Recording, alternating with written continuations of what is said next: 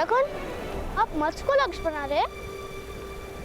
मत्स्य को नहीं, मत्स्य के मत जो पत्थर है उसको।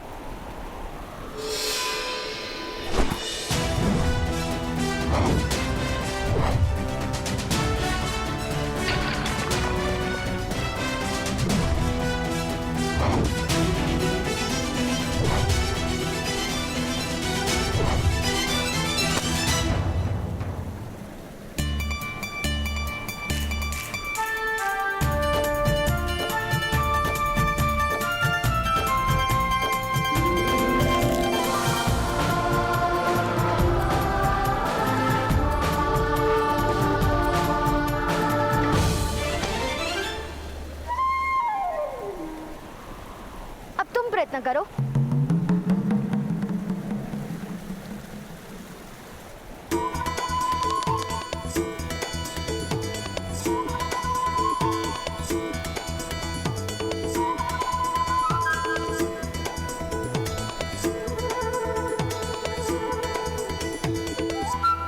इस प्रकार धनुष उठाओ, इस प्रकार प्रत्यंचा खींचो, अपने नेत्र केवल लक्ष्य पर रखो और पवन की दिशा देखो। संधान करते समय मस्तक थोड़ा सा नीचे और हाथ ऊपर होने चाहिए। ना मस्तक मेरी आज्ञा मान रहा है, ना हाथ और ना ये धनुष। मुझे लगता है मेरे कारण आपको माता का प्रेम कभी प्राप्त नहीं होगा। प्रयत्न करते रहो शोन, उस प्रयत्न से क्या लाभ होगा उसकी चिंता छोड़ दो। जाओ शोन, अब तुम फिर से प्रयत्न करो।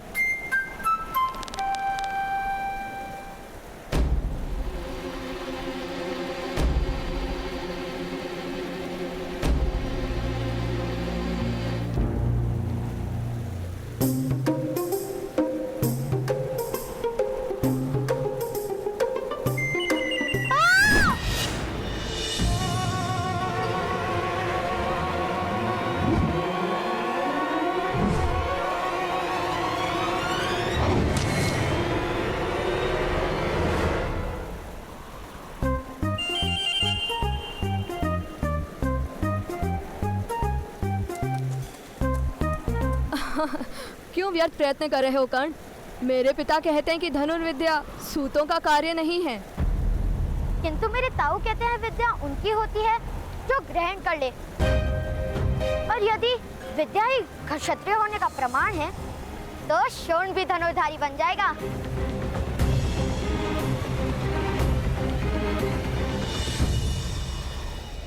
कर्ण के सामर्थ्य को समाज स्वीकार नहीं करेगा। सामर्थ्य कभी स्वीकार की याचना नहीं करता, नए समाज की रचना करता है। प्रार्थना नहीं, परिवर्तन करता है।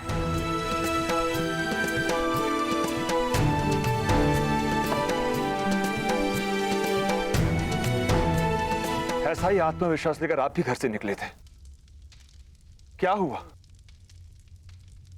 ना संसार बसा पाए और ना परिवर्तन ला पाए।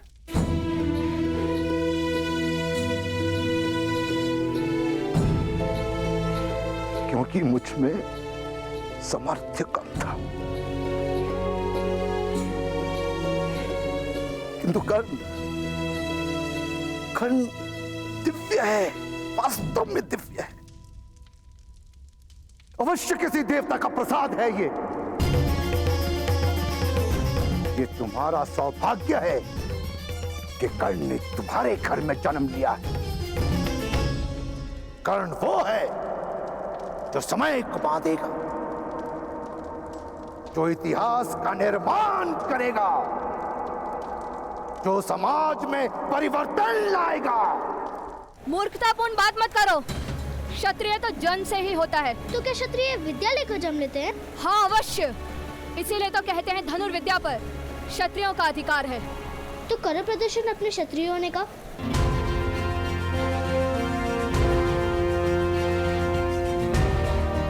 उस पेड़ से फल लाकर दिखाओ। मत्स्य के मत से तुम्हें अपने बाण का मार्ग बनाना पड़ेगा।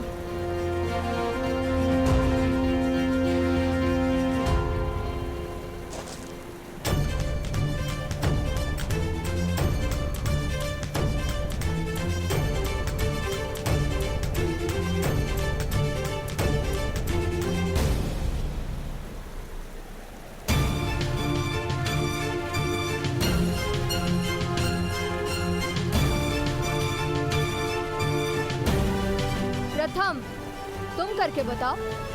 किंतु शोण अभी क्षत्रिय नहीं बना, उसकी विद्या भी पूर्ण नहीं हुई। किंतु तुम तो क्षत्रिय हो, तुम तो विद्या लेकर जन्मे हो, तुम ही लक्ष्यभेद कर दो। नहीं, मैं लक्ष्य भेद नहीं कर सकता। अर्थात तुम क्षत्रिय नहीं हो। तुम क्या मेरे साथ प्रतियोगिता करोगे? पहले तुम मेरे भ्राताश्री को पराजित करके दिखाओ।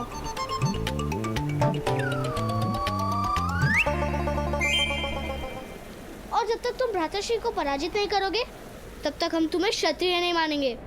असंभव! मैं अपने छोटे से बालक के कंधों पर आपके सपनों का भार नहीं आने दूंगा। कृपा करके उसके मस्तक में मिथ्या वचन मत भरिए। मेरी तो केवल इतनी इच्छा है कि वो अपना जीवन सुख और संतोष के साथ जिए। नहीं बनाना चाहता उसे योद्धा, नहीं करवानी है समाज के साथ शत्रुता, उसके जीवन में संघर्ष नहीं भरना चाहता मैं। सामर्थ्य और संघर्ष में तो पति पत्नी का संबंध है अधिरथ। नहीं भ्राताश्री, कोई संघर्ष नहीं होगा उसके जीवन में। कर्ण सामान्य है और एक सूत की तरह सामान्य जीवन जिएगा। इस समय प्रकाश कम हो गया है, मैं कल प्रातः का लक्ष्य भेद कर दूंगा। सुनो, यदि तुम लक्ष्यभेद नहीं कर पाए तो तुम्हें भ्राताश्री के चरण स्पर्श करने पड़ेंगे, और यदि लक्ष्यभेद कर पाए तो मैं तुम्हारे चरण स्पर्श करूंगा। चलो श्वेत केतु, चलो।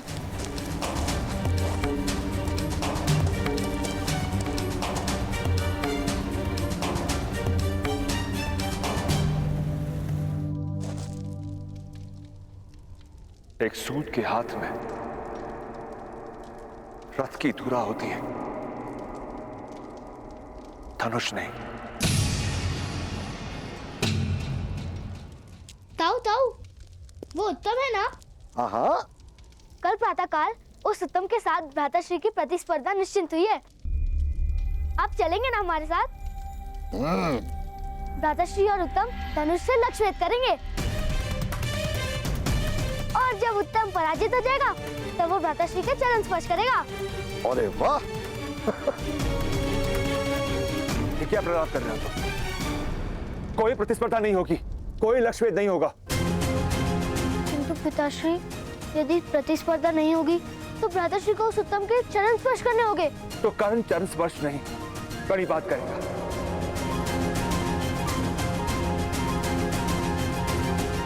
किंतु तुम दोनों मेरा आदेश नहीं टालोगे।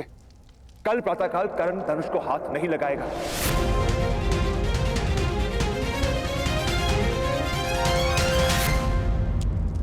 पिताश्री, कल प्रातः काल मुझे आपके साथ आने का आदेश दीजिए ना। क्यों पुत्र, सेना निरीक्षण में तुम्हें क्या रुचि? मुझे चरण स्पर्श करने में रुचि नहीं। मैंने एक भूल कर दी पिताश्री। जाओ। मेरे सम्मान पे प्रश्न हुआ तो मैंने प्रतियोगिता को स्वीकार कर लिया। भूल से कल प्रातः काल मेरी कर्ण के साथ धनुष विद्या की प्रतिस्पर्धा है। मेरी हार निश्चित है। वो सूतपुत्र अब भी ये साहस उसके पिता को चेतावनी दी थी, फिर भी यदि उसने कल धनुष का स्पर्श किया तो जीवन भर उस साहस के लिए पछताएगा।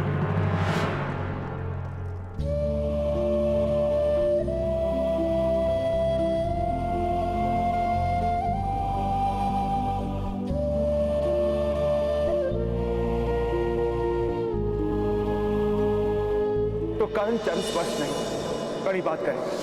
कल प्रातःकाल कर्ण धनुष को हाथ नहीं लगाएगा।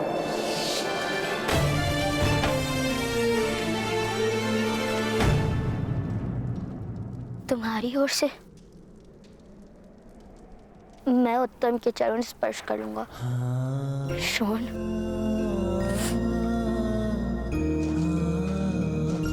भ्राताश्री, आप उस उत्तम के चरण नहीं स्पर्श करेंगे।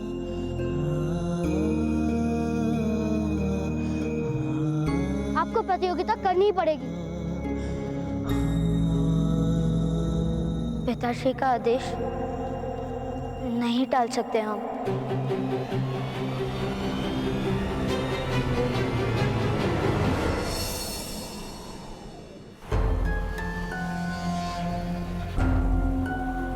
वो सूत पुत्र नहीं आएंगे।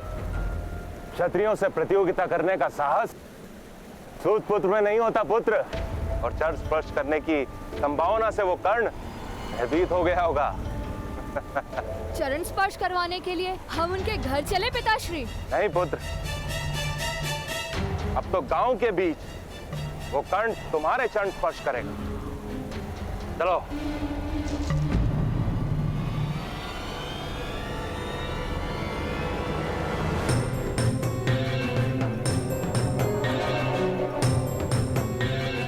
चलिए भ्राता, बाहर चलते हैं। प्रतियोगिता को स्वीकार किया है तो उसे पूर्ण भी करना होगा। पीछे नहीं हट सकते हम। तुम पर लांछन लगेगा।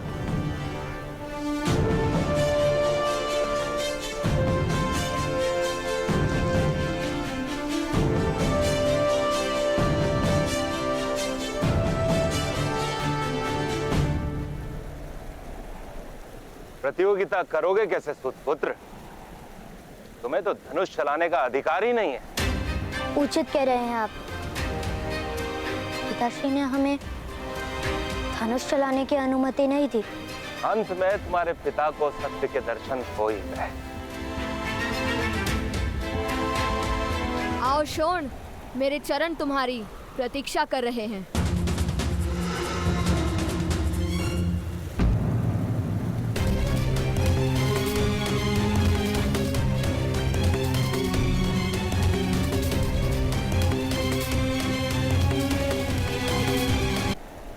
यदि तुम्हें आपत्ति ना हो तो शोण के स्थान पर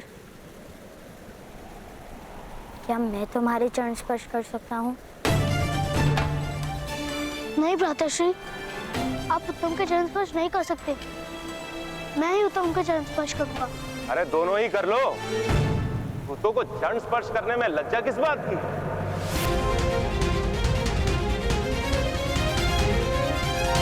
क्षत्रियों के चरण स्पर्श करके अपने वास्तविक स्थान को स्वीकार करो।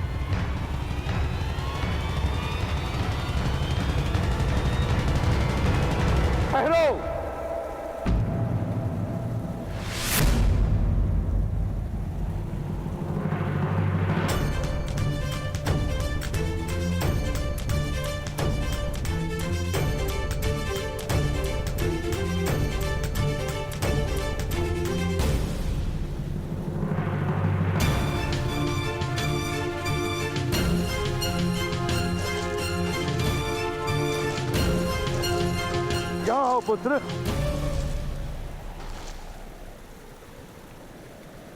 मध्यम महोदय, जब सूतों को धनुष स्पर्श करने का अधिकार ही नहीं तो प्रतियोगिता का आवाहन ही मिथ्या था। जय पराजय का प्रश्न ही कहां उठता है? तात्पर्य ये महोदय, यदि प्रतियोगिता ही नहीं हुई तो चरण स्पर्श ही क्यों? उचित कह रहे हो। चरण स्पर्श करने की कोई आवश्यकता नहीं। बस इन सूत पुत्र को अपना स्थान स्मरण रहे, वही काफी है। चलो तब। किंतु आपके पुत्र को तो धनुष स्पर्श करने का अधिकार है ना? ये यदि उसने लक्ष्य वेद नहीं किया तो उसे कर्ण के चर स्पर्श करने होंगे। आओ आओ पुत्र उत्तम, आओ कर्ण के चरण स्पर्श करो या लक्ष्य वेद करो। जाओ पुत्र, लक्ष्य भेद करो। जाओ।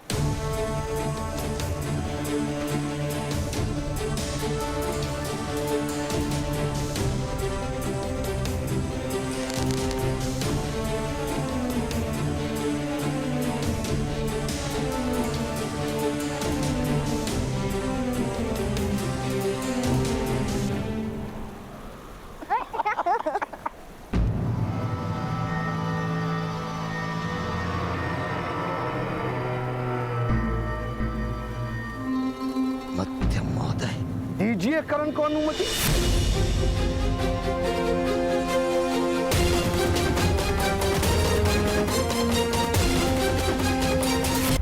पिताश्री ने हमें धनुष चलाने की अनुमति नहीं दी। अनुमति दी। आओ कर्ण, धनुष स्पर्श करो। जाओ पुत्र कर्ण, अपने सामर्थ्य का ज्ञान दे दो मध्य महोदय को। नहीं तो पिताश्री ने धनुष स्पर्श करने की अनुमति नहीं दी।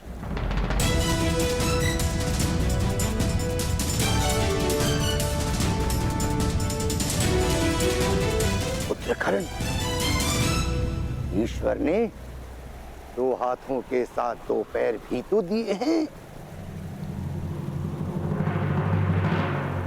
तुम्हारे पिताश्री ने तो केवल हाथों से धनुष ना स्पर्श करने का आदेश क्या है।